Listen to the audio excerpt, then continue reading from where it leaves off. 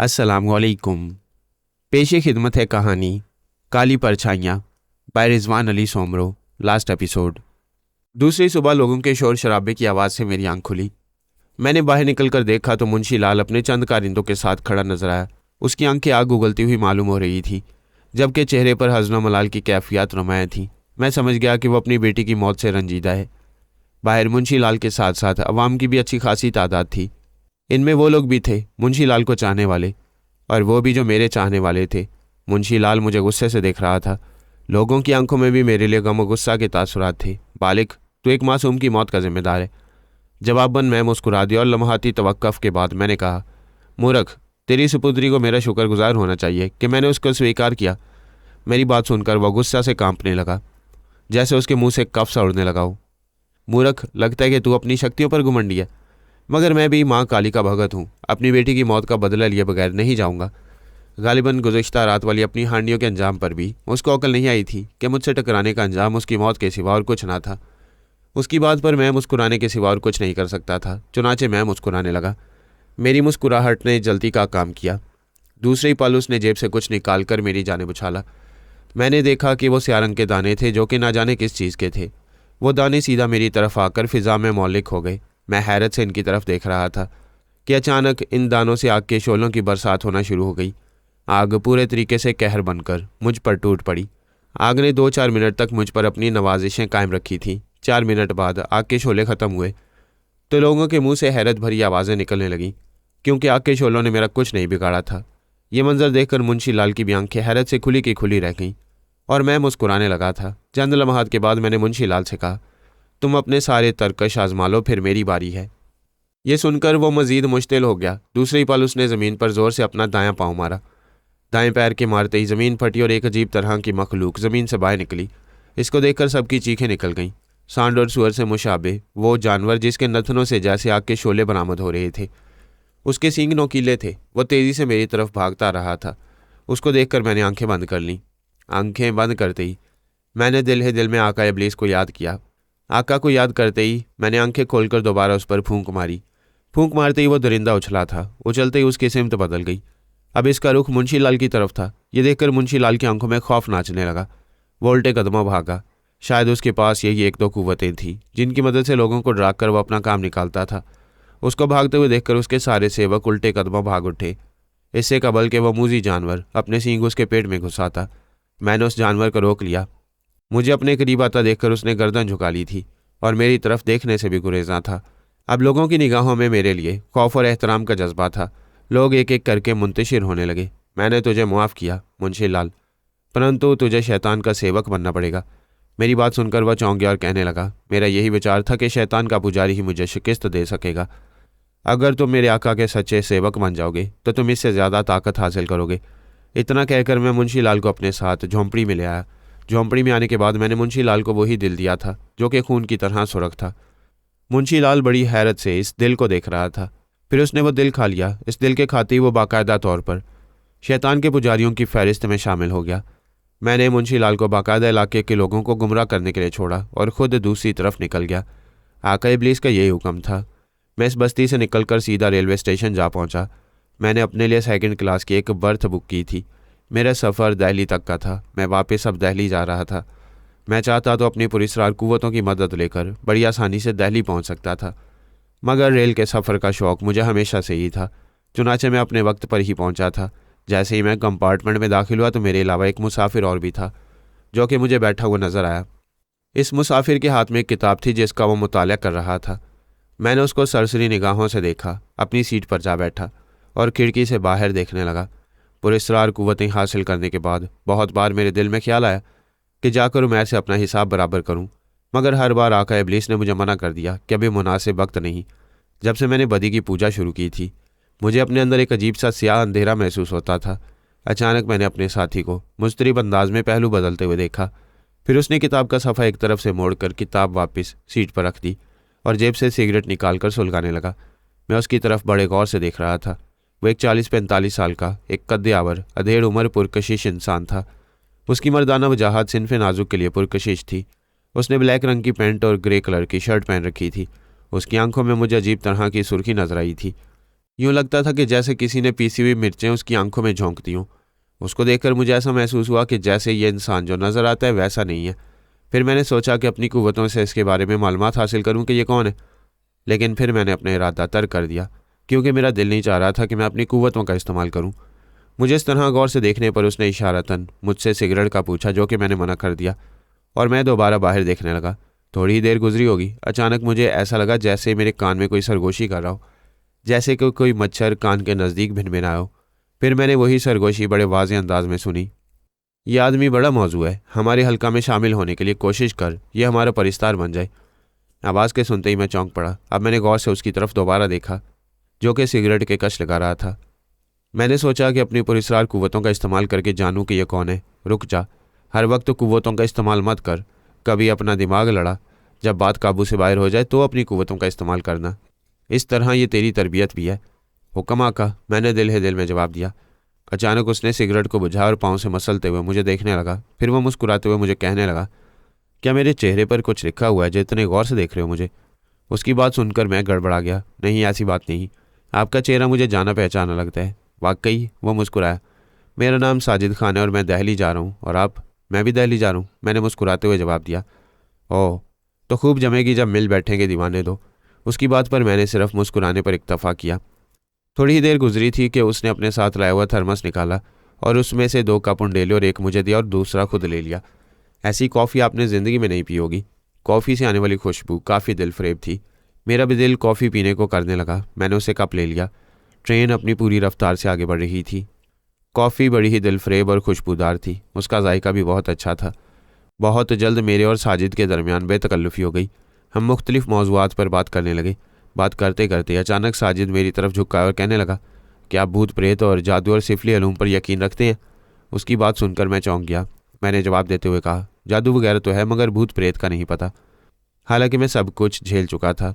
मेरी बात सुनकर उसके होंठों पर पुरस्कार मुस्कुराहट दौड़ गई। मुस्कुराकर बोला, चिलकाश साहेब, इस दुनिया में हर चीज़ मुमकिन है। भाई, हमने तो ऐसा वाक़या नहीं देखा, मैंने हंसकर कहा। मेरी बात सुनकर उसके होंठों पर फीकी सी मुस्कुराहट दौड़ गई। मैं आपको ऐसा वाक़या सुनाता हूँ जिसने मेरी ज़िंदगी बदल दी। वो वाक़या मैं आज तक नहीं फरामोश कर सका। मैं बगौर उसकी तरफ देख रहा था। शायद उसके खुल जाने का वक्त आ गया था। गुर्बत और अफलास जैसे मेरे दोस्त और मेरे साथी हैं। जब मैं पैदा हुआ तो उन दिनों हिंदुस्तान की तहरीक आज़ादी अरूज पर थी। लोग अंग्रेज़ों से बरसरे बेकार थे। उन दिनों मेरी उम्र ज़्यादा न थी। जब हिंदुस्तान तकसीम हुआ तो मैं मुल्क से बाहर था। घर की गुर्बत को देखते हुए मैं एक एजेंट के थ्रू गैर कानूनी तौर पर मुल्क से बाहर गया। करीबन मैंने 13-14 बरस दियार गैर में गुजारे। जनूबी अफ्रीका की खाक छानी, लेकिन जनूबी अफ्रीका में भी मेरा कुछ ना हुआ। मैं रोज़ कुआं खोदता और पानी पीता, जगह जगह मजदूरी करता, लोगों की झिड़कियाँ खाता, मगर रोज़गार का मसला ठीक तरह से हल नहीं हो रहा था। एक रोज़ मेरे अफ्रीकी मालिक ने मेरी एक गलती पर मुझे मार पीट कर घर से निकाल दिया। मेरी पूरी हफ्ते भर की मजदूरी देने से इनकार कर दिया। मैंने उस हफ्ते भर की मजदूरी की डिमांड की तो उसने मुझे पुलिस के हवाले करने की धमकी देकर भगा दिया। गैरतमंद था, भीख के लिए हाथ न फैलाया, वरना अफ्रीका की बहुत सी खवातीन ऐसी थी जो कि एक वक्त खाने के लिए जिस्म फरोशी पर भी आमादा हो जाती थी। खैर, मैं भूख प्यास से लड़ता रहा। आखिर 3 दिन के बाद मैं एक जगह गिरकर बेहोश हो गया। आंख खुली तो मैंने अपने आप को एक निहायत ही खूबसूरत और आलीशान कमरे में पाया। कमरे का फर्नीचर, उसकी हर चीज़ साहिब खाना की अमारत का मुंह बोलता सबूत थी। जिस कमरे के बेड पर मैं लेटा था उसकी चादर भी मेरे लेटने से मैली हो चुकी थी। मैंने इधर उधर देखा। शदीद नकाहत के सबब मुझे उठना भी दुश्वार साबित हो रहा था। अचानक कमरे का दरवाज़ा खुला। दरवाज़ा खुलते ही अंदर आने वाली को देखकर मेरी आंखें खीरा हो गईं। मैंने ज़िंदगी में बड़ी बड़ी खूबसूरत और हसीन खवातीन देखी थी, मगर जो बात उसमें थी वो किसी और में नहीं। वह सफ़ेद रंगत की कद्दे आवर गुदाज जिस्म की मालिक थी। उसे देखकर अंग्रेज़ औरतों का ख्याल जहन में आता था। उम्र की 40 बहारें देखने के बाद भी वो किसी भी तरह से 40 की मालूम नहीं होती थी। उसको देखकर ऐसा लगता था कि आग के भड़कते हुए शोलों ने मुजस्सम रूप इख्तियार कर लिया हो। वो मेरी तरफ बड़ी ही दिलचस्पी से देख रही थी। भूखे हो? मैंने इस बात में सर हिला दिया। मेरी बात सुनकर वो मुस्कुराई और कहने लगी, क्या खाओगे? कुछ नहीं, कोई ख़ास डिमांड नहीं, बस सिर्फ पेट भरने के लिए खाना। मेरी बात सुनकर उसने बड़ी ही गहरी नज़रों से मेरे जिस्म का जायज़ा लिया। मुझे उसकी नज़रें अपने लिए साफ़ नहीं लगीं। तुम खाने के लिए क्या कर सकते हो? जो तुम चाहो, चोरी, डाका, कत्ल, सब कुछ। मैं 3 दिन से भूखा हूँ, मैंने बेचारगी से जवाब दिया। मेरी बात सुनकर वह कहका लगाकर हंस पड़ी। उसकी हंसी तवील होती चली गई, यहाँ तक कि उसकी आंखों से आंसू निकल आए। वाकई पेट की आग जहन्नुम की आग से ज़्यादा खतरनाक है, इंसान को कुत्ता तक बना देती है। पहले तुम नहा लो, तुम्हारे जिस्म से बदबू आ रही है। अंदर शेव का सामान और तुम्हारे साइज़ के कपड़े मौजूद हैं। इतना कहकर उसने मुझे गुसल खाना में धकेल दिया। चल काश जब मैं नहाकर निकला तो वो मुझे देखती ही रह गई। साजिद ने मुझे मुखातिब करते हुए कहा। जब मैं नहा धोकर निकला तो वो मेरे इंतज़ार में बेड पर टहल टहल कर सिगरेट फूंक रही थी। मुझे देखकर उसके हाथ से सिगरेट छूट गई। उसने मुझे सताइशी नज़रों से देखा और फिर मुस्कुराने लगी। खाना खा लो, फिर बात करते हैं। उसने मेरे सामने खाना ला कर रख दिया। मेज़ पर चिकन और बीफ के कई तरह के सालन मौजूद थे, साथ में शराब भी। खाना देखकर मैं मरबुक्कों की तरह टूट पड़ा। बहुत दिनों बाद इतना लजीज खाना नसीब हुआ था जिससे मैंने पूरा इंसाफ किया। खाने के बाद उसने मुझे शराब पेश की, जिसको मैंने शुक्रिया के साथ कबूल किया। शराब वाकई बड़ी नफीस और तेज़ थी। मैं चाहती हूँ कि तुम 3 दिन मेरे शौहर बने रहो। जब से जैक ने मुझे छोड़ा है कोई ऐसा मिला नहीं जिससे मुझे भरपूर मोहब्बत मिल सके। उसकी आवाज़ भर आ गई। उसकी बात सुनकर मेरा दिल उछलकर हलक में आ गया। मैंने अब भरपूर तरीके से उसके सरापे पर निगाह की तो मेरे जिस्म में दौड़ने वाली खून की गर्दिश यकदम तेज़ हो गई। वह मुझे ऐसी औरत नजर आने लगी जो वाकई मोहब्बत की भूखी हो। बहरहाल अंधा क्या चाहे, 2 आंखें। मैं 3 रातों और 3 दिन तक उसका शौहर बना रहा। 3 दिन के बाद वो इस मुल्क को छोड़कर चली गई। जाते वक्त उसने मुझे $100 दिए, जो उस वक्त के हिसाब से बड़ी रकम थी। $100 लेकर मैं अपनी ज़िंदगी दोबारा से शुरू कर सकता था, लेकिन एक और इनकलाब मेरा इंतज़ार कर रहा था। $100 में जैसे मैं अपने आप को बादशाही समझ बैठा, जिसके कब्ज़े में पूरी दुनिया की दौलत हो। चुनाचे मैंने अच्छा खाना और शराब में ही पैसों को खर्च करना शुरू कर दिया। उस रोज़ मौसम निहायत ही मोतदिल था। मैं एक कैफ़े में बैठा कॉफ़ी की चुस्कियाँ ले रहा था। अचानक मैंने एक अधेड़ उम्र इंसान को देखा, जिसकी उम्र 35-40 साल के आसपास थी। ना जाने क्यों मैं इस शख्स को देखकर चौंक गया। चेहरे से वो आदमी मुझे मेरे मुल्क का, मेरे देश का मालूम हुआ। उसको देखकर मुझे ऐसा लगा जैसे मैं इसको पहले भी कहीं देख चुका हूँ, लेकिन कहाँ मुझे याद नहीं आ रहा था। ना जाने क्यों मेरा दिल उसकी तरफ खींचने लगा। मैं बेख्तियार उठकर उसकी जानिब चला गया। वो एक मेज़ पर बैठा हुआ था। वो मेज़ पर शराब की चुस्कियाँ लेने में मसरूफ़ था। मैं सीधा जाकर उसके पास बैठ गया। मैंने गौर से उसकी तरफ देखा तो मुझे याद आ गया कि मैंने इसको कहाँ देखा है। वो मेरे बचपन का दोस्त मुरली था, जो कि मेरे साथ ही कॉलेज में पढ़ा था। ये देखकर मैं खुशी से उछली पड़ा। अपने दोस्त को इतने सालों के बाद देख रहा था। अभी मैं उसको मुखातिब करना ही चाह रहा था कि उसने नज़रें उठाकर मेरी तरफ देखा, तो ना जाने क्यों उसकी आंखों को देखकर मुझे झुरझुरी सी आ गई। उसकी आंखें निहायत ही सुर्ख थी। क्या काम है? उसने रुखाई से कहा। मैं जवाब न दे सका और हकला कर रह गया। शायद उसने मुझे पहचाना नहीं। भीख मांगने के लिए रोड पर खड़ा होना ज़रूरी है? उसने निहायत हकारत भरे लहजे में जवाब दिया। उसकी बात सुनकर मुझे गुस्सा आ गया। मैं भिखारी नहीं हूँ, शायद तुमने मुझे पहचाना नहीं। मेरी बात सुनकर वह हैरत ज़दा रह गया। दूसरे लम्हे वो मुझे ऐसे घूरने लगा कि जैसे पहचानने की कोशिश कर रहा हो। फिर यकदम ही वो उठा और मुझसे लिपट गया। फिर तो जैसे मैंने महसूस किया कि मेरा पुराना दोस्त मेरे सामने आ गया हो। हंसी मजाक था जो कि ख़त्म होने का नाम ही नहीं लेता था। फिर यकदम उसने मुझसे पूछा कि मैं क्या काम करता हूँ। मेरा जवाब यही था कि मैं बेकार हूँ। फिर जब मैंने उसे काम की बाबत पूछा तो वो चौंक गया। फिर मैंने उसकी आंखों में चमक नमूदार होते देखी। ना जाने वो कैसी चमक थी कि मैं झुरझुरी लेकर रह गया। यार मुरली, जब मैं देश से भागा तो अपने फ्यूचर की तलाश में, लेकिन अभी तक कुछ भी नहीं हुआ, मैंने मुरली को मुखातिब करते हुए कहा। मेरी बात सुनकर मैंने मुरली की निगाहों में अपने लिए हमदर्दी महसूस की। फिर उसने कहा, तुम मेरे साथ चलो, मैं मुस्तकिल तौर पर अफ्रीका में ही मुकीम हूँ, तुमको अच्छा काम दे दूंगा। अचानक कंपार्टमेंट का दरवाज़ा खुला और साजिद खामोश हो गया। साफ लग रहा था कि वो बोलते बोलते थक गया। कंपार्टमेंट से अंदर दाखिल होने वाला एक टिकट चेकर था। टिकट चेकर ने टिकट चेक किया और चलता बना। साजिद की दास्तान हर लिहाज से दिलचस्प थी, लेकिन मेरी समझ में नहीं आ रहा था कि शैतान ने इसमें क्या देखा। इसकी कहानी एक आम सी आमियाना कहानी थी। अगर मैं अपनी कुव्वतों का इस्तेमाल करता तो बहुत जल्द ही जान जाता कि वह कौन है। माजिद थर्मस खोलकर उसमें से पानी पी रहा था। शायद उसका मुंह थक चुका था। थोड़ी ही देर के बाद मैं उसकी तरफ देखकर मुस्कुराया। मिस्टर साजिद, दास्तान तो आपकी बहुत ज़्यादा दिलचस्प है। साजिद ने फिर बोलना शुरू कर दिया। मैंने ऑफ़र कबूल कर ली, जहाँ मुझे अनोखे हादसा से 2-4 होना पड़ा। मैं मुरली के साथ ही उसके इलाके की तरफ निकल पड़ा जहाँ उसका क़याम था। मुरली का क़याम अफ्रीका के पुरखतर जंगलात में था, जहाँ उसने हुकूमत से जंगलात की कटाई का ठेका लिया हुआ था। वहाँ से हासिल होने वाली लकड़ी को महंगे दामों मुल्क के मुख्तलिफ हिस्सों में पहुँचाया जाता। मुझे इन तमाम कटाई के काम का सुपरवाइज़र बनाया गया। खैर, वो तो मुझे छोड़कर ना जाने कहाँ निकल गया। 2 दिन के सफ़र के बाद मैं जब मुरली के इलाके में पहुँचा तो हैरान रह गया कि सारी दुनिया का हुस्न अफ्रीका के जंगलात में बसा था।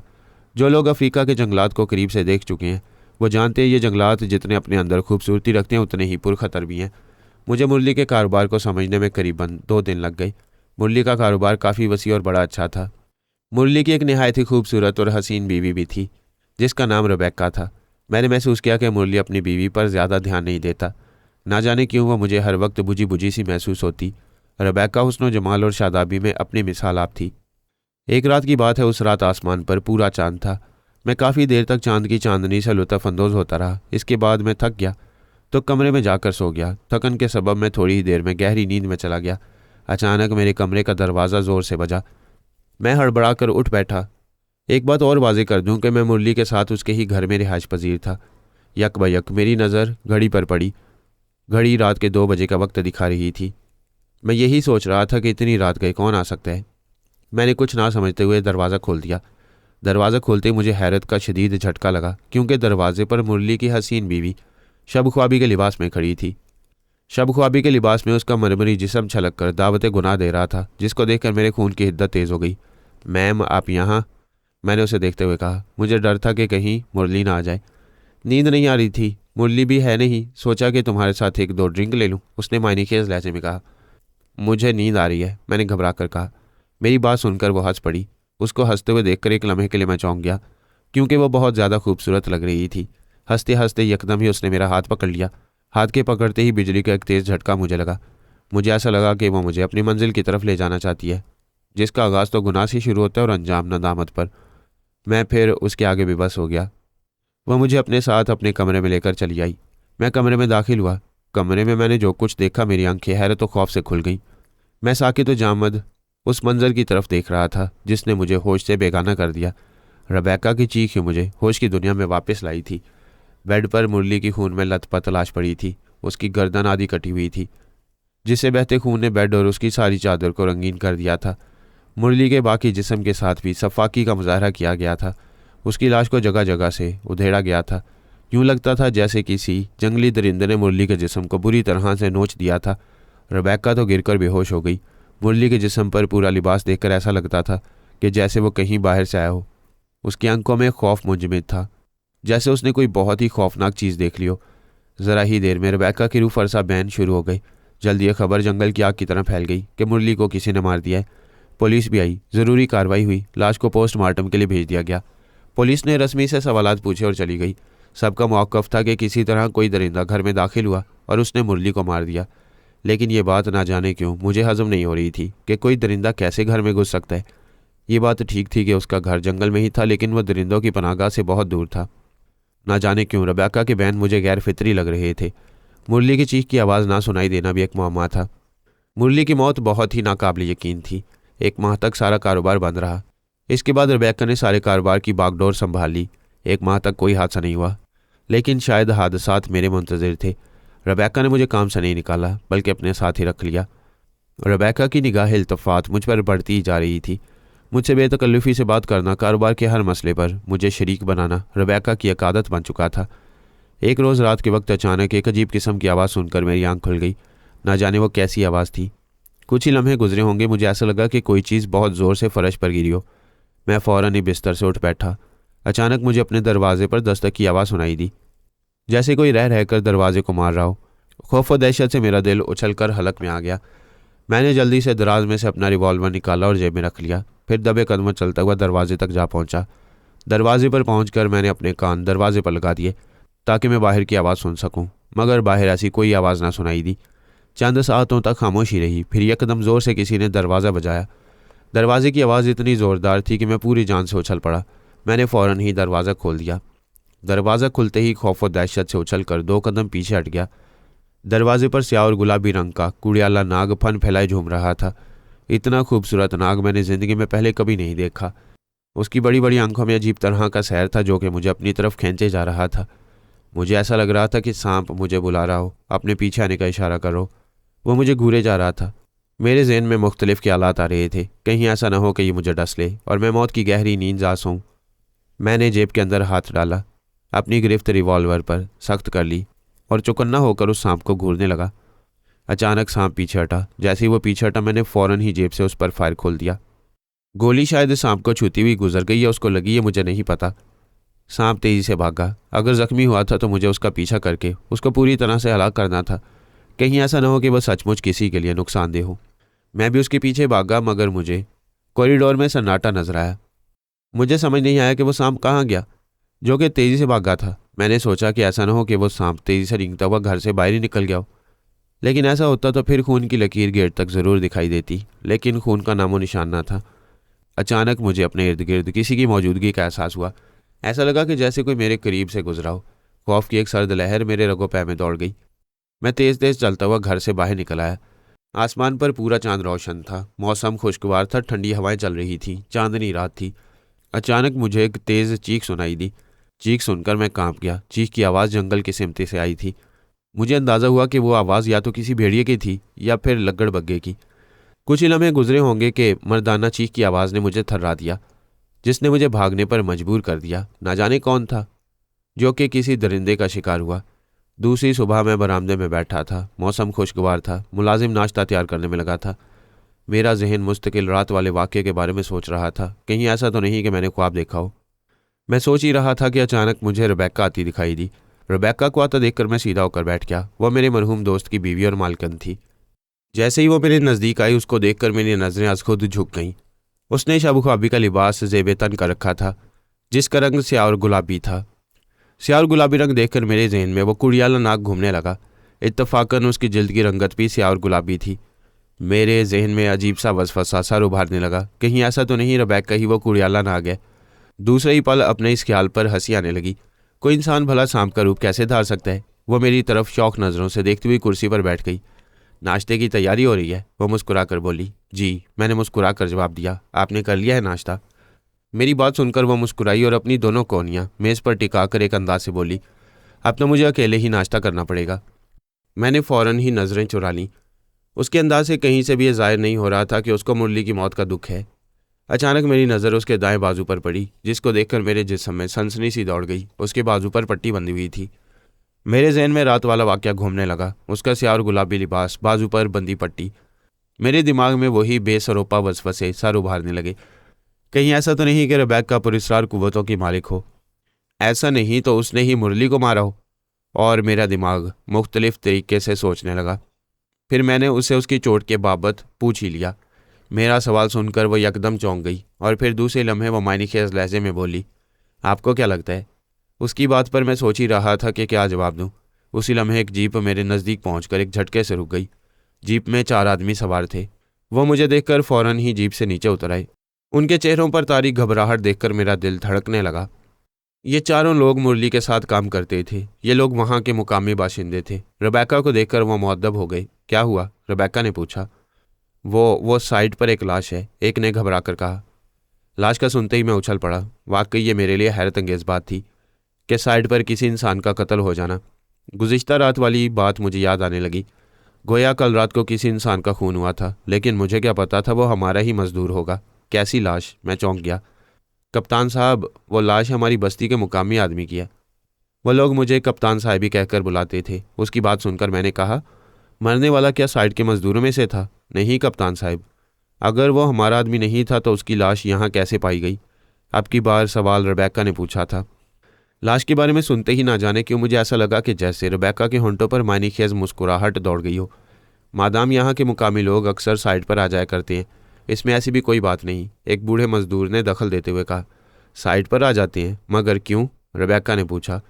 उसकी बात सुनकर उस बूढ़े मजदूर की आंखों में नागवारी का तासुर सा उभरा और फिर दूसरे लम्हे उसने नागवारी को मिटाते हुए मुस्कुरा कर कहा, मादाम मुरली साहब ने खुद ही इजाज़त दी थी कि मुकामी लोग साइड पर आ सकते हैं। उसकी बात सुनकर रेबेक्का के चेहरे पर नागवारी के तासुरात दर आए। दोबारा ऐसा ना हो, मैं तब्दील करके साइड पर पहुंचती हूँ। इतना कहकर वो तेज़ तेज़ कदम उठाती हुई कमरे की तरफ चल दी। मजदूर उसको नागवारी से जाते देख रहे थे। अचानक मेरे जहन में एक सवाल तेज़ी से पैदा हुआ। क्या वो किसी जंगली दरिंदे का शिकार हुआ है? पता नहीं, लेकिन हमने पुलिस को इन्फॉर्म कर दिया है। लाश के गिर्द मजदूर और दूसरा स्टाफ घेरा बनाकर खड़े थे। पुलिस भी उसी जगह मौजूद थी। जब मैंने लाश को देखा तो मेरी आंखें दहशत से फटी की फटी रह गईं। लाश के साथ निहायत ही सफाकी का मुजाहरा किया गया था। लाश का पूरा जिस्म जगह जगह से उधड़ा हुआ था। मरने वाले की आंखों में खौफ और दहशत यूं मुंजमद होकर रह गई थी, जैसे कि मरने से पहले उसने निहायत ही खौफनाक चीज़ देख ली हो। पहली नज़र में यह काम किसी दरिंदे का मालूम होता था। पुलिस इंचार्ज हर मजदूर की तरफ खोजती हुई नज़रों से देख रहा था। सबसे पहले लाश किसने देखी? इंचार्ज ने कहा। यह किसी दरिंदे का काम लगता है, एक सिपाही ने कान में आकर कहा। लगता तो ऐसा ही है, लेकिन इन अतराफ में आज तक ऐसा नहीं हुआ कि किसी दरिंदे ने इंसान का शिकार किया हो। इंचार्ज ने अपनी मोटी तोंद पर हाथ फेरते हुए कहा। उसकी बात सुनकर मैं हैरत ज़दा रह गया। मैंने रात में दरिंदे के चलाने की आवाज़ ज़रूर सुनी थी। अचानक मेरी नज़र रेबेका पर पड़ी, जो बड़े ही लाताल्लुक अंदाज में इधर उधर देख रही थी। अचानक उसी बूढ़े मजदूर ने इंचार्ज की तरफ देख कर कहा, आप गलती पर हैं इंचार्ज साहब। क्या मतलब? इंचार्ज के चेहरे पर गुस्सा धरा है। साहब, आप इस इलाके में नए हो, इससे पहले 2 खून हो चुके हैं और वो भी दरिंदे ने किए हैं, मजदूर बोला। मजदूर की बात सुनकर इंचार्ज के चेहरे पर गुस्सा धरा है। इससे कबल के वो कुछ कहता मैं बोल पड़ा, अब तो 4 हो गए। मेरी बात सुनकर वो भिना कर पलटा और बोला, 4 कैसे हो गए? मुरली की मौत को भूल गए क्या? मेरी बात सुनकर वो खामोश हो गया। बहरहाल पुलिस अपनी ज़रूरी कार्रवाई करके चली गई। मेरी नज़र सिर्फ और सिर्फ रेबेका पर थी। पुलिस वालों ने उससे भी 2-3 सवाल जवाब किए थे, मगर ना जाने क्यों रेबेका ने पुलिस को ठीक तरह से जवाब नहीं दिए। ये बात भी मेरे लिए चौंका देने वाली थी। रेबेका ऑफिस में चली गई और मैं साइड पर काम की निगरानी करने लगा। बड़ी बड़ी आरा मशीनों की मदद से लकड़ी काटने का काम जारी था। बूढ़ा मजदूर एक दूसरे दरख्त की कटाई पर लगा था। मुझे देखकर उसने माथे पर आया हुआ पसीना पहुंचा और एक कोने में आ गया। मैं जानता हूँ आप क्यों आए हैं कप्तान साहब। मैं जवाबन उसकी तरफ देखता ही रह गया। वो दोबारा बोला, आप उन 2 मरने वालों के बारे में मालूम करने आए हो जो कि आपसे पहले दरिंदे का शिकार हुए थे। मैंने इस बात में सर हिला दिया। फिर उस मजदूर ने बोलना शुरू किया, ये उन दिनों की बात है जब मुरली साहब ने अपनी शादी की दावत दी थी गांव के सारे लोगों और मजदूरों को। शादी? क्या मतलब? आपको नहीं मालूम? रेबेका मैम मुरली साहब की दूसरी बीवी हैं। उस रोज़ उनकी शादी की दावत थी। अच्छा, मैंने हैरत से कहा। जहाँ तक मुझे मालूम था मुरली दहली की किसी लड़की से मोहब्बत करता था। मैं तो ये समझ रहा था कि रेबेका वही होगी। खैर मुझे क्या। मजदूर ने दोबारा बोलना शुरू किया, जब से मैम रेबेका शादी करके साहब के घर आई हैं, एक दफ़ा भी इनको अम्मी के घर जाते हुए नहीं देखा गया। हमेशा वो मुरली साहब के साथ ही होती थी।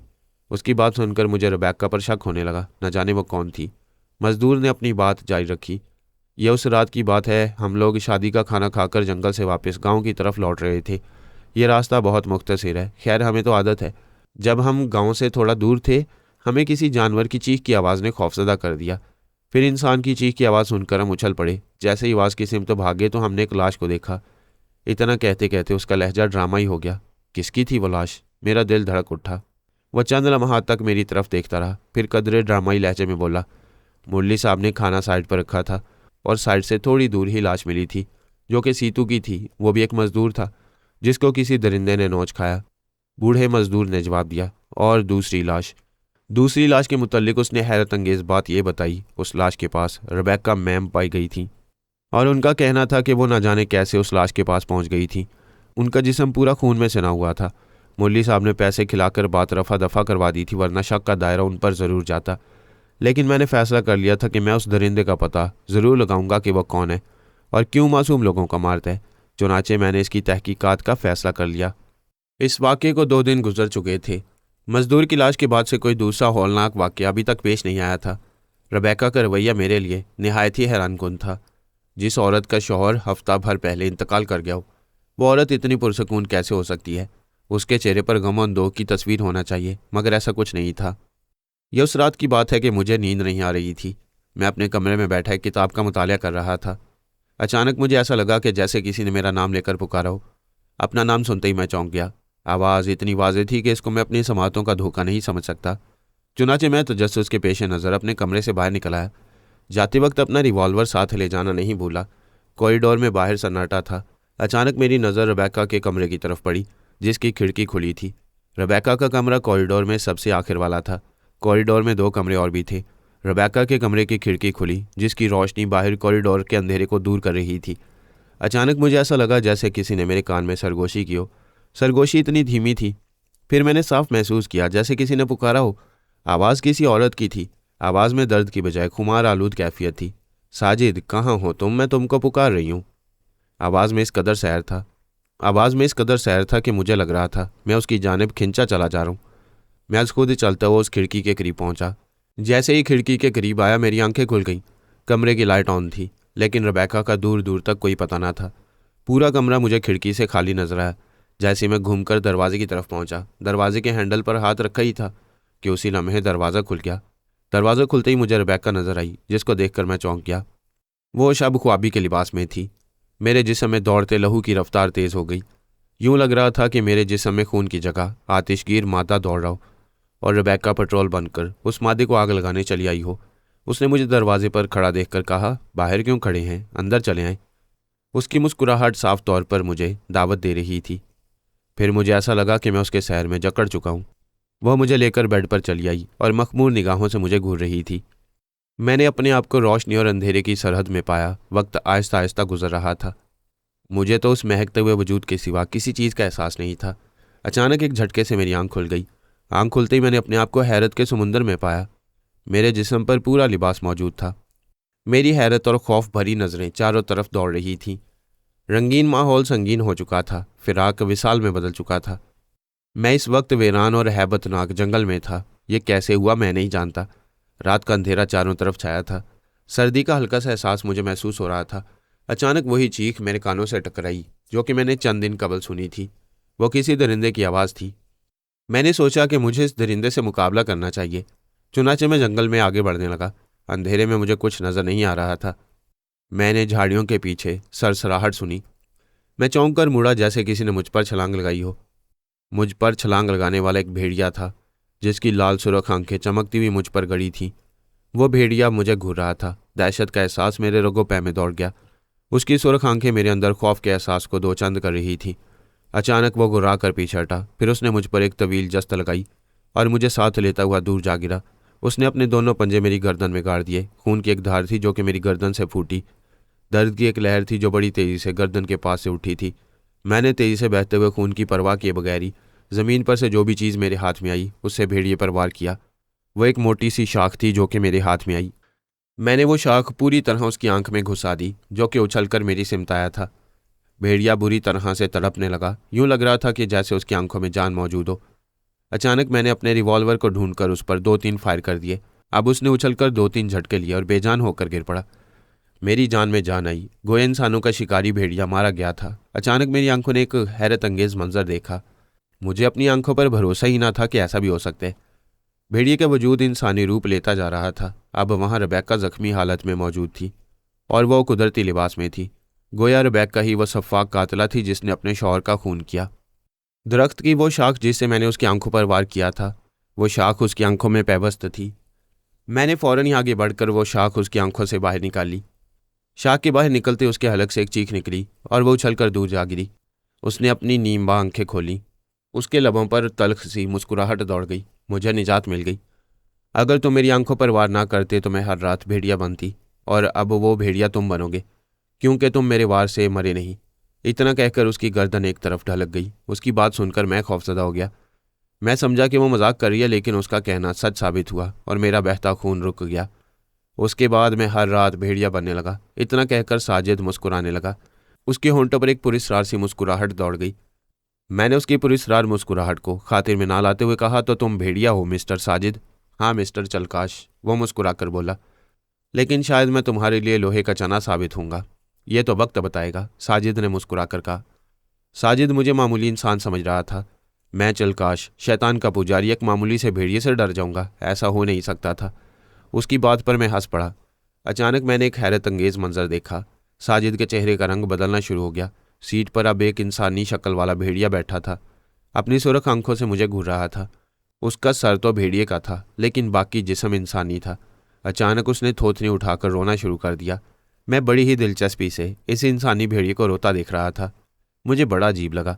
अचानक उसने अपनी लाल सुर्ख आंखों से मुझको घूर कर देखा। दूसरे ही पल उसने चिल्लाकर मुझ पर छलांग लगा दी। मेरा यह ख्याल था कि वह अपनी सरकत पर बाद में पछताया होगा, क्योंकि मेरे ताकतवर घूंसे ने, जो मैंने शैतान का नाम लेकर उसको रसीद किया, उसके मुंह से चिंगार सी निकाली थी। वो उड़ता हुआ ट्रेन की छत से टकराया। दूसरे ही पल वो पैंतरा बदल कर फिर मुझ पर हमलावर हुआ। वह मुझे लेता हुआ बोगी की छत से टकराया। उसकी पूरी कोशिश थी कि किसी भी तरह से मेरे नरखरे में अपने दांत काट दे, मगर मेरी मदद तो शैतान कर रहा था। चुनाचे मैंने कुछ पढ़कर उस पर फूंक मारी। दूसरे लम्हे उसके जिस्म पर एक जाल नजर आने लगा। मैंने उसकी मकरू आंखों में एक हैरत देखी। अब तुम इस जाल में हमेशा के लिए कैद हो, जब तक मेरा आका ना चाहे। इतना कहकर मैं मुस्कुराया। फिर वो जाल सुकड़ने लगा। फिर वो सुकड़ते सुकड़ते एक धुएं की सूरत इख्तियार कर गया। फिर मैंने आका मरदूद शैतान को देखा। वह धुआं शैतान के अंगूठे में जमा हो रहा था। मेरे गुलामों में एक गुलाम और बढ़ गया। इतना कहकर वो मुस्कुराया और मुझे तेज़ नज़रों से देखता हुआ गायब हो गया। मेरी समझ में नहीं आया। शैतान ने मुझे इसको अपना गुलाम बनाने को कहा था, लेकिन फिर वो इसको अपने साथ क्यों ले गया? प्लेटफॉर्म से बाहर निकलकर मैं टैक्सी की तलाश में खड़ा था। चंद ही लम्हों के बाद मुझे टैक्सी मिल गई। टैक्सी वाले को मैंने शहर के एक अच्छे से होटल में चलने को कहा। ये वही शहर था जिसमें मैं पहली बार दाखिल हुआ था। तो मेरे पास खाने को भी कुछ नहीं था।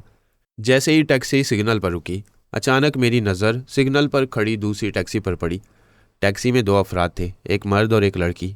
ना जाने क्यों लड़की को देखकर मैं चौंक पड़ा और मेरे खून की हिद्दत तेज़ होने लगी। मेरी आंखों के सामने मेरा सारा माजी किसी फिल्म की तरह घूमने लगा।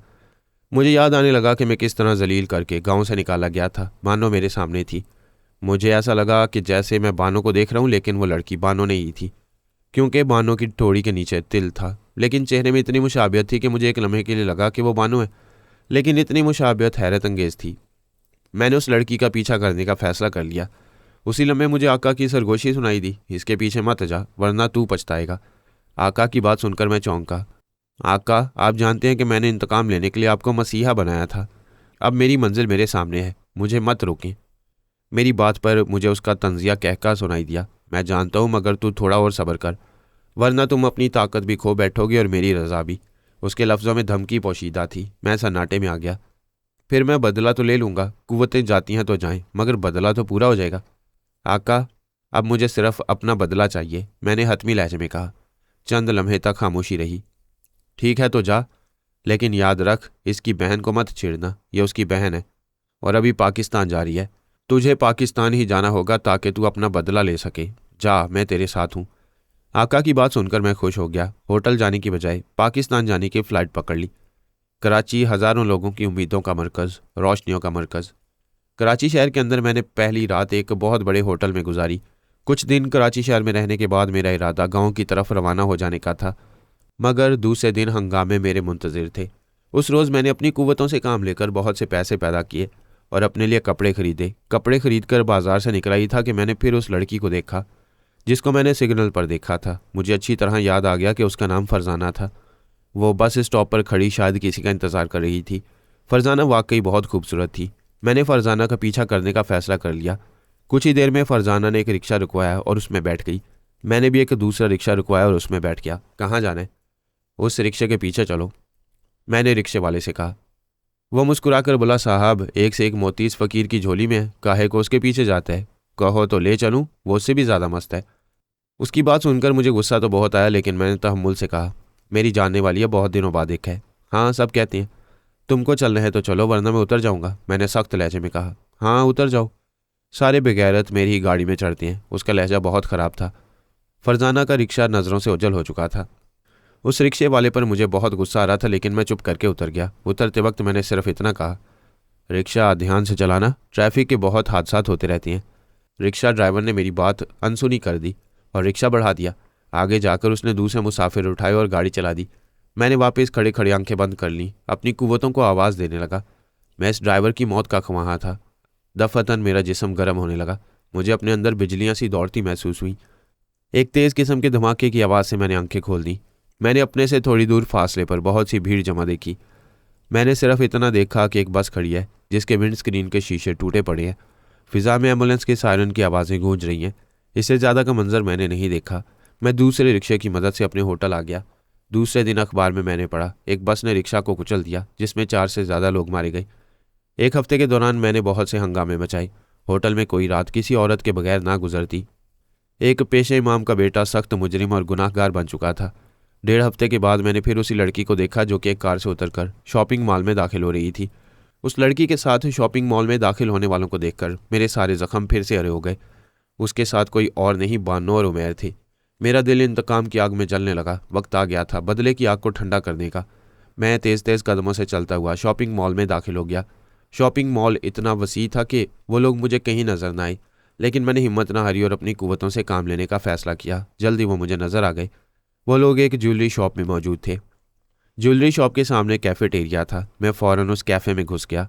चाय का ऑर्डर देने के बाद आंखें बंद कर ली और अपनी कुव्वतों को आवाज़ देने लगा। जल्द ही वो तीनों मुझे नज़र आने लगे। उनकी बातें तक समझ में आने लगीं। बाजी, आप खुश नसीब हैं, जिसे चाहा उसे हासिल किया। फरजाना उमैर की तरफ देखती हुई बोली, हाँ, नियत सच्ची हो तो मंजिल मिल ही जाती है। उसने उमैर के हाथ पर प्यार से हाथ रखते हुए कहा। जवाबन उमैर भी मुस्कुरा दिया। बाजी, गाँव वापसी कब होगी? शाजिया बोली। जब इनका काम ख़त्म हो जाएगा। उसने उमैर की जाने बड़े ही प्यार से देखते हुए कहा। मेरा काम कल तक हो जाएगा और फिर हम गाँव चलेंगे। इस बात पर दोनों ही हंस पड़े। गोया मुझे जो भी करना था आज ही करना था। लेकिन फिर मेरे जहन में एक ख्याल आया कि सारा ख़ानदान एक ही जगह जमा होना चाहिए। ताकि जब मैं इनको मौत दूं तो ये एक दूसरे की मौत देखकर इबरत हासिल कर सकें। ये जानकर कि उसकी शादी मुझसे नहीं हो सकती, वो मेरे भाई की हो चुकी है। गम गुस्से और सदमे से मेरी हालत पागलों जैसी हो गई। लेकिन बानो को हासिल करना मेरी ज़िंदगी का मकसद था, तो मैं इसे पूरा करके रहूँगा।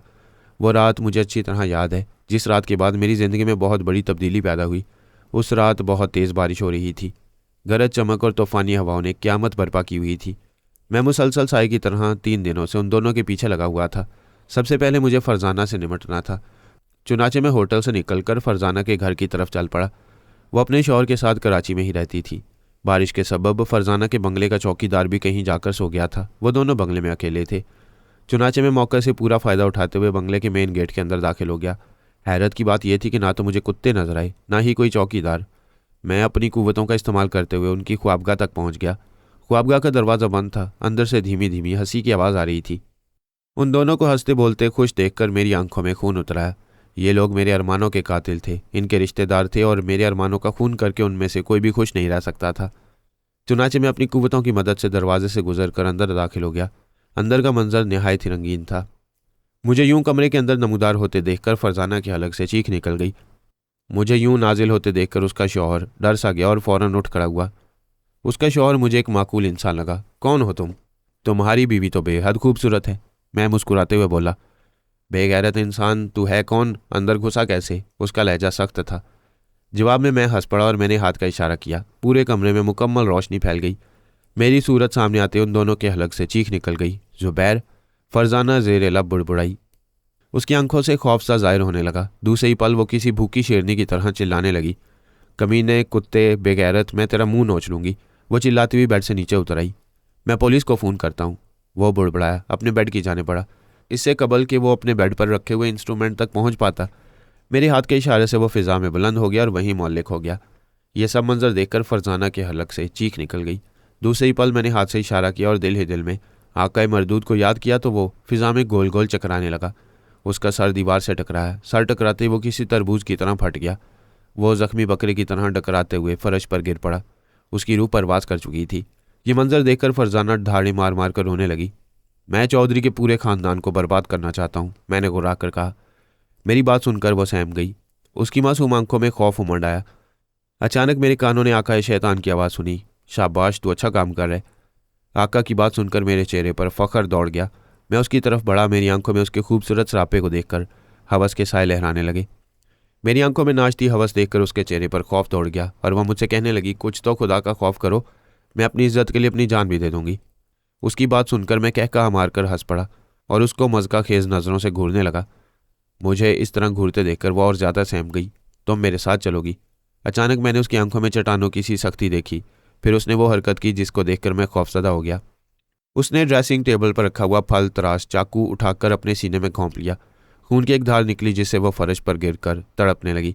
उसने तड़पते हुए मुझे बददुआ दी, जिसने वाकई मुझे गारत कर दिया। उसकी मौत के बाद मेरा दिल उदास हो गया। मैं चुपचाप होटल चलाया। वो बेगुनाह मुझसे हार कर भी जीत गई थी। दूसरे रोज़ मैंने बानो का शिकार करने का फैसला किया। जब मैं बंगले की तरफ पहुंचा, मैंने छुपकर देखा कि बंगले के बाहर पुलिस है। बानो और उमैर अफसरदा हालत में मौजूद हैं। बानो पिछाड़ें खा रही थी। बानो को रोता देखकर मेरे दिल को बड़ा सुकून मिला।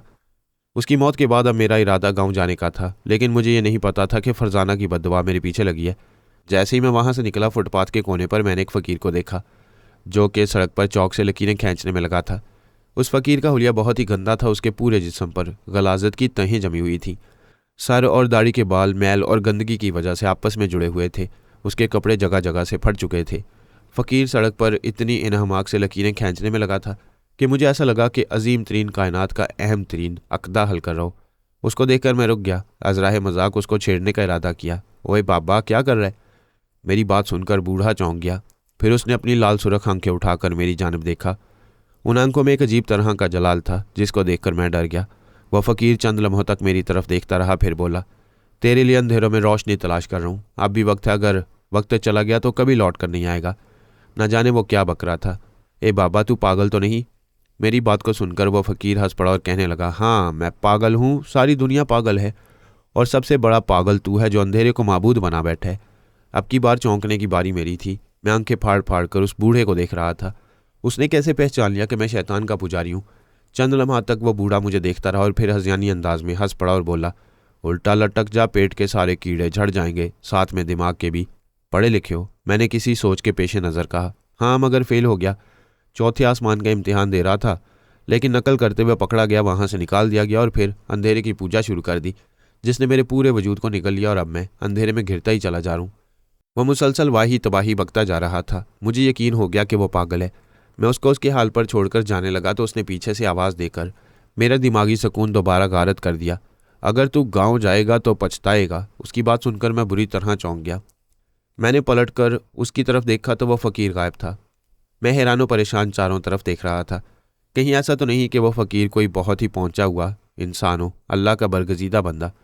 खैर, मुझे क्या था, मुझे अपनी कुव्वतों पर पूरा भरोसा था। बानो और उमैर उन दोनों की लाशों को लेकर गांव की तरफ रवाना हो गए। इसके 2 ही दिन के बाद मैं भी गांव जा पहुंचा। ये वही गांव था जहां से मुझे जलील करके निकाला गया था। सबसे पहले मुझे अपने दोस्त करमू से मुलाकात करनी थी। मैंने पहले ही सोचा हुआ था कि ज़िंदगी में अगर कुछ हासिल किया तो करमू की मदद ज़रूर करूँगा। गांव पहुंचा तो मुझे किसी ने पहचाने ही नहीं। मेरा चेहरा बहुत बदल चुका था। मासूमियत के आसार रुखसत हो चुके थे। गांव के लोगों के दरमियान गुजरता हुआ मैं करमू के घर जा पहुंचा। करमू का घर हसरत व यास और गुर्बत की तस्वीर बना हुआ था। उसका बूढ़ा बाप एक चारपाई पर पड़ा खांस रहा था। बाबा, करमू कहाँ है? मेरी बात सुनकर उसने सर उठाकर मेरी तरफ देखा और फिर दूसरे लम्हे उसकी आंखों में गुस्सा दराया। वो बेहया और बेगैरत जेल में है। उसने एक लड़की के साथ मुंह काला किया और फिर उसका गला दबाकर मार दिया। खुदा ऐसे नालायक बेटे से तो अच्छा था बे औलाद रखता। इतना बोलकर वो रोने लगा। उसके मुंह से अल्लाह का नाम सुनकर मुझे झुरझुरी सी आ गई। बहुत ही अरसे बाद किसी के मुंह से अल्लाह का नाम सुना था, इसलिए खुद पर काबू नहीं रख पाया। खौफ की एक अजीब सी कैफियत मुझ पर सवार हो गई।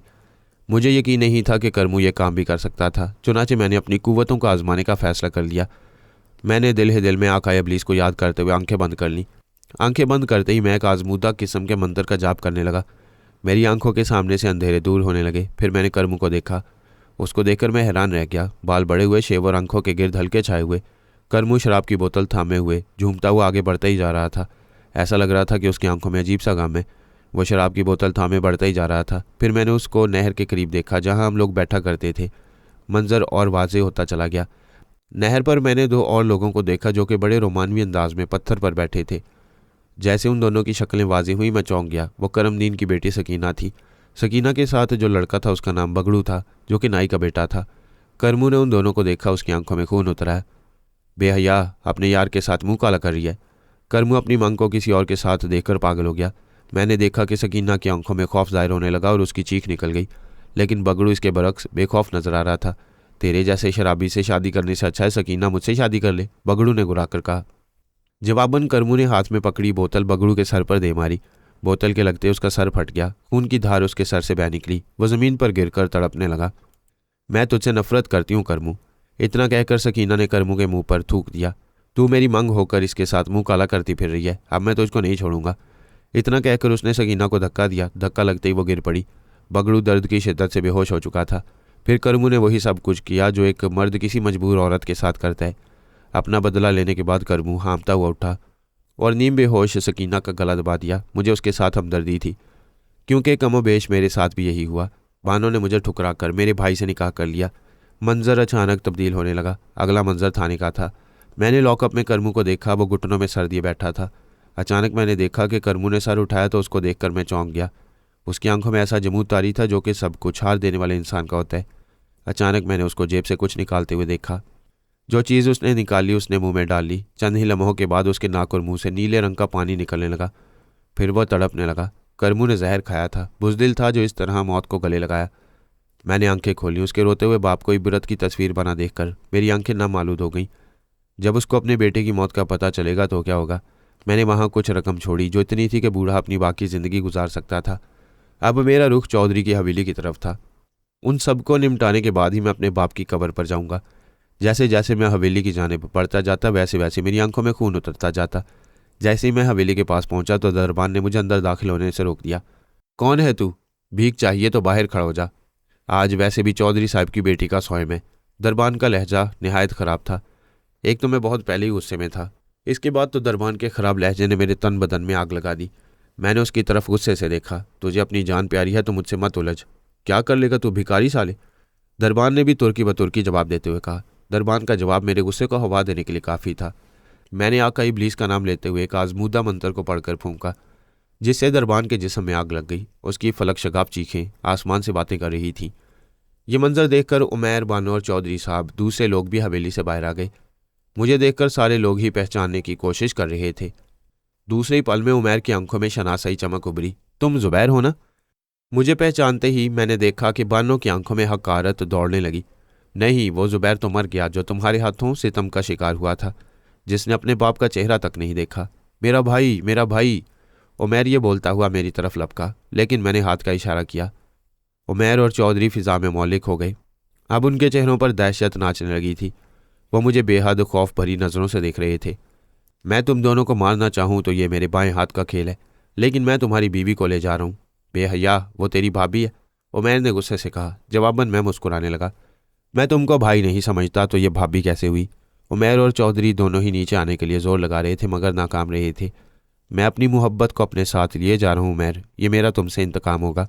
इतना कहकर मैंने बानो का हाथ पकड़ा। हाथ के पकड़ते ही बानो के हलक से मुगल्लज़ात का तूफान बह निकला। कुत्ते, जलील, छोड़ दे मुझे! वो मचल रही थी।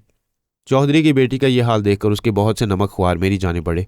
उनकी आंखों में मैंने अपने लिए नफरत और हकारत देखी थी, मगर इसे कबल के वो कुछ कर पाते उनके और मेरे गिर्द एक सफ़ेद रंग का दबीज धुआं फैलता चला गया। अपनी कुव्वतों के सहारे मैं उसको लेकर लाहौर के एक छोटे दर्जे के होटल में आया, जहाँ कोई ये नहीं पूछता कि तुम्हारे साथ जो औरत है वो कौन है। होटल वालों को मैंने सिर्फ इतना ही बताया कि वो मेरी बीवी है और मैं इसके इलाज की घर से आया हूँ। चुनाचे उस रात को मैंने खूब सारी शराब पी और लड़खड़ाता हुआ बानो के कमरे की तरफ चल पड़ा। रुक जा चलकाश, कहाँ जा रहे? याका की आवाज़ थी, जो कि बहुत दिन के बाद मुझसे मुखातिब हुई थी। आका मरदूद शैतान आज़म की आवाज़ सुनते ही मैं सजदे में गिर पड़ा। मुझे एहसास ही नहीं था कि मैं क्या कर रहा हूँ। सजदा जो सिर्फ और सिर्फ अल्लाह के लिए है, किसी और के लिए नहीं। लेकिन मैं गुमराह हो चुका था। गुमराही और अंधेरे में रहकर अपने माबूदे हकीकी को भूल चुका था। मैं कहता हूँ रुक जा चलकाश, इस लड़की को छोड़ दे वरना बहुत पछताएगा। ये तुम क्या कह रहे हो आका? मैंने हैरत से कहा। वो लड़की मेरी मोहब्बत है, मैं अपनी इबरतनाक शिकस्त को फतह में बदलना चाहता हूँ। बकवास मत कर, वापस जा।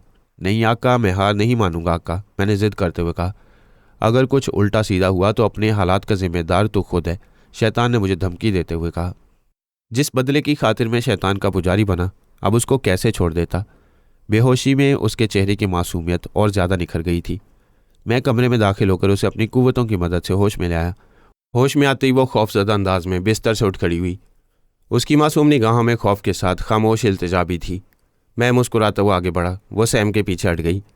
आज मुझे अपना प्यार मिल गया, जिसे मैंने चाहा। आज मैं उसे हासिल कर लूँगा, मैं कामयाबी के नशे से बोला। नहीं नहीं, ऐसा नहीं हो सकता। मैं अपनी इज्जत की खातिर जान दे दूंगी। उसके लहजे में ठोस और आहनी चट्टानों जैसी सख्ती मौजूद थी। मुझे तुम्हारी ज़िंदगी की कोई परवाह नहीं। मेरा बदला पूरा हो जाए तो जहाँ चाहे चली जाना। वैसे भी तुम्हारी बहन की मौत का जिम्मेदार मैं हूँ। मैंने ही उसको मारा, मैंने लापरवाही से मुस्कुरा कर कहा। मेरी बात सुनकर उसकी आंखें गैज़ो गज़ब से सुर्ख हो गईं। कुत्ते, तुम मेरी बहन के कातिल हो? वो चिल्लाकर मेरी तरफ बढ़ी, लेकिन मेरे एक धक्के ने उसको बेड पर गिरा दिया। मेरा इरादा महसूस करके वो सहम गई। कुछ तो शर्म करो, मैं तुम्हारी भाभी हूँ। वो आंखों में आंसू लाकर बोली। उसके आंसू देखकर मैं हंस पड़ा। मेरे दिल को बहुत सुकून मिल रहा था। जाने मन, मैं तो इस इल्ज़ाम को सच साबित करना चाहता हूँ। जो तुमने मुझ पर लगाया था वो इल्ज़ाम सच साबित हो जाए तो तुम चली जाना। मैं उसे अपना बनाने की नीयत से आगे बढ़ा तो वो यकदम बेफर गई। रुक जा मरदूद, कहरे इलाही से डर, तेरा हशर खराब होगा। उसकी नज़रों में खौफ और बेबसी दोनों मौजूद थीं। मैंने उसे घेरने की कोशिश की। कुछ देर तक वो खुद को बचाती रही, फिर बेबस होकर बेड पर गिर पड़ी। मैं ताकत के नशे में सरशार उसकी तरफ बढ़ने लगा। मेरे तेवर भांप कर वो और खौफजदा हो गई। उसकी गजाली आंखों से आंसू बहने लगे और वो छत की जानिब देखने लगी। बानो के आंसू देखकर मुझे बड़ा सुकून मिल रहा था। वो किसी बेबस परिंदे की तरह बेड पर पड़ी हाँप रही थी। उसने उठकर भागने की कोशिश की, लेकिन मैंने उसकी टांग पकड़कर खींच लिया। वो लड़खड़ा कर गिरी और उसका सर बेड के सरहाने से टकराया और वो बेसुध हो गई। मेरा नशा तेज़ हो रहा था। मैंने उसके जिस्म को पामाल करने के लिए पहला कदम उठाया ही था कि एक करख्त आवाज़ मेरे कानों में गूंजी। रुक जाओ ज़ुबैर, एक मजलूम की बेबसी पर ताकत का मुजाहरा कर रहे हो। शर्म करो, ये तुम्हारे भाई की बीवी है। मैंने इस आवाज़ को वाज़े तौर पर सुना, मगर मेरे और बानो के सिवा वहाँ कोई था ही नहीं। फिर ये आवाज़ किसकी थी? एक लम्हे को दोबारा सोचा, फिर बानो के जिस्म को बेनकाब करने के लिए हाथ बढ़ा ही था कि मेरा हाथ सुन हो गया। ऐसा लग रहा था कि मेरा हाथ फालिज़दा हो। मैंने आका मरदूद को आवाज़ दी, मगर आका ने जवाब ही नहीं दिया। शायद उसने सच ही कहा था कि अगर कुछ उल्टा सीधा हुआ तो मैं अपने हालात का खुद जिम्मेदार हूँगा। मैंने अपनी कुव्वतों को आवाज़ देनी शुरू की मगर हाथ ठीक ना हुआ। मैं बेड से नीचे उतर आया। बेड से उतरते ही हाथ ठीक हो गया। हाथ ठीक होते देखकर मैं फिर बेड पर चढ़ गया। बानो की जानिब हाथ बढ़ाई था कि हाथ फिर सुन हो गया। मेरी समझ में नहीं आ रहा था कि ये क्या हो रहा है। ज़ुबैर, तुम जितनी चाहे कोशिश करो मगर अपने नापाक इरादे में कामयाब ना हो सकोगे। ये लड़की पाक और मासूम है। इसने ऐसी ताकत को आवाज़ दी है जो बहुत पाक और अजीम है। मैं बेड से नीचे उतर आया और हलक के बल चिल्लाकर बोला, मर्द हो तो सामने आओ, फिर मैं तुमको बताता हूँ मैं कौन हूँ। अफसोस, सद अफसोस, तुम शैतान की इबादत करते करते अपने अल्लाह और रसूल को भी भूल गए। सुधर जाओ, अब भी वक्त है, तौबा के दरवाजे तुम पर बंद नहीं हुए। मैं इस लड़की को छोड़ूंगा नहीं, जब तक इसे बर्बाद नहीं कर देता चैन से नहीं बैठूंगा, मैंने दांत पीसते हुए कहा। लगता है तुम सबक हासिल किए बगैर नहीं मानोगे, वो आवाज़ मेरे कानों से टकराई। मैंने बेड पर चढ़कर बानों की तरफ हाथ बढ़ाया कि मुझे ज़ोर का झटका लगा। मैं बेड से फर्श पर जा गिरा। मैंने उठने की कोशिश की, मुझे दोबारा झटका लगा। मैं फिर फर्श पर जा गिरा। फिर जैसे किसी ने मेरे जूतों से पिटाई कर दी हो। सर पर पड़ने वाली जूतों की ज़रबें बहुत शदीद थीं। फिर मुझे कुछ होश न रहा। मेरा एहतसाब शुरू हो चुका था। जितने जुल्म मैंने अब तक किए, शायद उनके यौम हिसाब का वक्त आ गया। होश आया तो मैंने खुद को कूड़े के ढेर पर पाया। मेरे जिस्म से अजीब तरह का ताफुन उठ रहा था, जैसे कि मैं साल साल कूड़े के ढेर पर पड़ा रहने का आदी हूँ। मेरे जिस्म पर कीमती कपड़ों की जगह फटा पुराना जांघिया, जो कि सतर पोशी में भी पूरी तरह से नाकाम था। मैंने उठने की कोशिश की तो एक दिलदोज हकीकत मुझ पर मुनकशिफ हुई कि मेरे पूरे जिस्म पर बड़े बड़े आबले थे, जिनसे पीप और खून रिस रहा था। मुझे हैरत थी कि मेरे साथ ये क्या हो गया। वो कौन था जिसने मुझे इस हाल में पहुंचाया। मैंने आंखें बंद करके अपनी कुव्वतों को आवाज़ देना शुरू की तो दूसरी तल्ख और ख़तरनाक हकीकत मुझ पर मुनकशिफ हुई कि मेरी कुव्वतों ने मेरा साथ छोड़ दिया है। मैंने आका को भी आवाज़ दी, लेकिन उसने भी मुझे जवाब नहीं दिया। मैं समझ चुका था जिस ताकत के हसूल के लिए मैंने शैतान की पूजा की, वही ताकत मेरा साथ छोड़ चुकी थी। वो यकीनन कोई अजीम कुव्वतें थीं जो मुझे गुनाह से रोकना चाहती थीं। मेरे तमाम साबका गुनाहों की पादाश ने मुझे इस हाल में पहुंचा दिया। मेरी आंखों के गोशे भीगने लगे कि मुझसे क्या हो गया। मुझे अपनी गुज़िश्ता ज़िंदगी के सारे पत्ते स्याह नज़र आने लगे। मैंने अपने भाई के साथ जुल्म किया, भाभी के साथ जुल्म करना चाहा। मेरे गुनाह नाकाबिले मुआफ़ी थे। मैंने सरेआम रोड पर ही सजदे शुरू कर दिए थे। मुझे सजदे करते देखकर शरीर बच्चे पत्थर लेकर मेरे पीछे लग गए। जब उन्होंने पत्थरों से मेरी तवाज़ो की तो लोगों की नज़रों में अपने लिए नफ़रत और हकारत पाई। पत्थरों के वो वार मुझे याद हैं, आज तक मैं भूला नहीं कि किस बुरी तरह से मेरी पिटाई हुई। बच्चों से जान छुड़ाना दुश्वार हो चुका था। मैं ज़ख्मी हो चुका था। मेरे सर और दाढ़ी के बाल बड़े बड़े हो चुके थे। जिस्म पर आबले जिन पर हर वक्त मक्खियाँ भिन भिनाती रहती थीं। सारा दिन मैं सड़कों पर भटकता और भीख मांगता। रातों को फुटपाथ पर सो जाता। मेरे जिस्म पर पड़े आबले सूख चुके थे। एक रोज़ मैं एक फुटपाथ पर बैठा भीख मांग रहा था। मेरे सर और दाढ़ी के बाल बहुत हद तक बढ़ चुके थे। अचानक एक कार मेरे सामने आकर रुकी। फुटपाथ पर बिल्कुल सामने एक शॉपिंग मॉल था। कार से जो लोग उतरे उनको देखकर मैं चौंक गया। वो लोग कोई और नहीं, बानो और उमैर थे। दोनों के चेहरों पर खुशी देखकर मेरा दिल अंदर से जैसे किसी ने जकड़ लिया। फिर मुझे अपने गुनाह याद आने लगे। वाकई वो दोनों खुश खुश शॉपिंग मॉल के अंदर चले गए। काफ़ी देर के बाद वो लोग वापस आए। बानो ने मुझे देखा तो उसकी आंखों में किसी भी किस्म की शनासाई का तासुर नहीं उभरा। अच्छा है वो मुझे नहीं पहचानती थी। अच्छा है मैं उन दोनों की ज़िंदगी से हमेशा हमेशा के लिए जा चुका था। बानो ने एक 10 का नोट मेरी जानिब उछाला और कार में बैठ गई। अच्छा था बानो ने मुझे पहचाना नहीं। अच्छा था उसने अपनी ज़िंदगी के स्याह बाब को हमेशा के लिए ख़त्म कर दिया। उसको खुश देखकर मुझे दिली मुसर्रत हुई। उन दोनों के जाने के बाद मेरी आंखों के गोशे भीग गई और मैंने फिर भीख मांगना शुरू कर दी। मेरे जिस्म पर मौजूद आबले सूख चुके थे, लेकिन शायद मेरा एहतसाब ख़त्म नहीं हुआ था। एक रोज़ मैं फुटपाथ पर चल रहा था कि किसी से टकरा गया। अंधे, तेरी आंखें फूट गई हैं क्या? मैंने गौर से गाली देने वाले को देखा तो मुझे ऐसा लगा कि मैंने इसको कहीं देखा है। वो भी मुझे खोजती हुई नज़रों से देख रहा था। अचानक मैंने उसकी नज़रों में अपने लिए शनासाई पाई। फिर वो शनासाई नफ़रत और हकारत में बदलने लगी। कौन हो तुम? मेरा जवाब सुनकर वो हंस पड़ा। तुम तो आका इब्लीस की दी हुई महान शक्ति के मालिक थे। लगता है कि आका ने तुमसे मुंह मोड़ लिया। ना जाने क्यों मुझको ऐसा लग रहा था कि मैं इसको पहचानता हूँ। मुझे याद करो चलकाश महाराज, मैं मुंशी लाल हूँ, जिसकी रत्ना की इज्जत तुमने ख़राब की थी। अब मुझे याद आ गया कि वो कौन था। वो मुंशी लाल था, जो कि मेरी वजह से शैतान का पुजारी बना। मुझे तो उस अंधेरे ने धुतकार दिया था। मुझे उसने मना भी किया था मगर मैं ना माना। आज मेरी ज़िंदगी अंधेर हो गई थी। मैं उसकी तरफ हैरत और खौफ से देख रहा था। उसके तेवर बता रहे थे कि वो बदला चाहता है। मैं तुमको बताऊं कि मुंशी लाल क्या चीज़ है? इतना कहकर उसने कुछ पढ़ना शुरू किया। जैसे जैसे वो पढ़ता जाता मुझे ऐसा लगा कि मेरी आंखों के गिर्द अंधेरा छा रहा हो। फिर उसकी फूंक ने मुझ पर गर्म आंधी चला दियो। तेज़ हवाओं के झक्कड़ चलने लगे हों। इसके बाद मैं बेहोश हो गया। होश आया तो मैंने देखा कि मेरा पूरा जिस्म कोड़ज़दा हो गया। आंखें, नाक, चेहरा सब का सब उस कोड़ से जर्द रंग का पानी बह रहा है, जिससे शदीद किस्म का ताफुन उठ रहा था। अल्लाह ने मुझे मेरे शिर्क की सज़ा दी और अंधेरे को मैं अपना माबूद समझ बैठा था। आज उसी ने मुझे इस कदर इबरतनाक ज़िंदगी दी थी। लोगों ने मेरी हालत पर तफ खाकर मुझे शहर से बाहर एक कूड़े के ढेर पर फेंक दिया। वहाँ मुझे तुम मिले। तुम्हारे दिए हुए पैसों से मैं कुछ दिन अपनी ज़िंदगी को और बरकरार रख लूँगा। आज मैं अपनी ये दास्तान सुनाकर अपने दिल का बोझ हल्का कर रहा हूँ और मैं दिन रात अपने गुनाहों पर, शिर्क पर नदामत और तौबा करता रहता हूँ। शायद मेरे गुनाह मुआफ़ हो सकें। मैं देख रहा हूँ कि तुम अब भी नफ़रत भरी निगाहों से मुझे देख रहे हो और मैं इसी नफ़रत का मुस्तहिक हूँ।